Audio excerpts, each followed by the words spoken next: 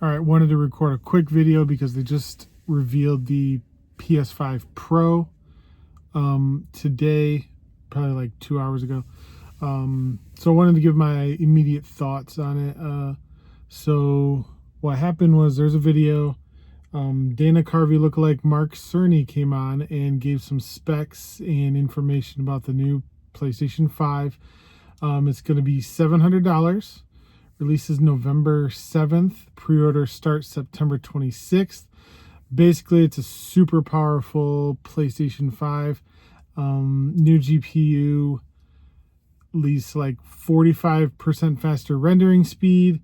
Mark Cerny said they wanted it to kind of blur the line, not eliminate the choice, which was interesting. He didn't say eliminate the choice, but make the choice easier, I guess, between fidelity and performance. So I got some notes here. GPU 45% faster. They're introducing their AI machine learning system called PlayStation Spectral Super Resolution, which PSSR, basically uses machine learning to increase the frames, kind of like NVIDIA's DLSS, which this is a good use of AI, so don't freak out just because it said AI. It's a good thing. This is what we should be using AI for. But again, less choice for fidelity versus performance. You know how sometimes you have that slider in certain games where you can choose, increase the frames, but it works. It looks a little worse, or increase the look, but it performs a little worse. He just kept saying less choice between those two. Not eliminating the choice. It's not saying you won't have to worry about it. It's saying it'll be easier to choose, I guess.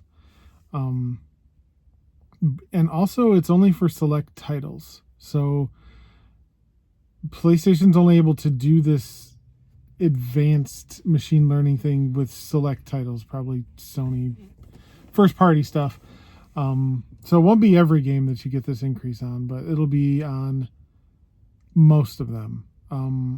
So my thing is, I personally can't tell a lot of the time between the modes. There are certain games, like with Jedi Survivor, I could definitely tell between performance and fidelity.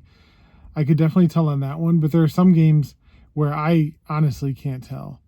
And that might just be due to the art style or what the game is natively capped at already. But can you tell, honestly, when you're playing these games? Are you able to tell? And it also might depend on your monitor, what you're playing these games on. If you're playing on a TV that doesn't have a high refresh rate, or compared to a monitor that has a super high refresh rate, you'll be able to tell between those, but that's based on the monitor, the thing you're looking at, not the hardware that you're using, not the PlayStation. So how do you feel about it? What are your thoughts? Again, this is gonna be $700, and I mean that's a huge price for something that I think only the true sickos that are into this sort of thing, with the fidelity and the graphics, how it looks, how it performs, which is always a concern, but it's never, for me personally, it's never the selling point, because there are games that aren't going to be able to utilize this at all on PlayStation. So what do you think? How do you feel?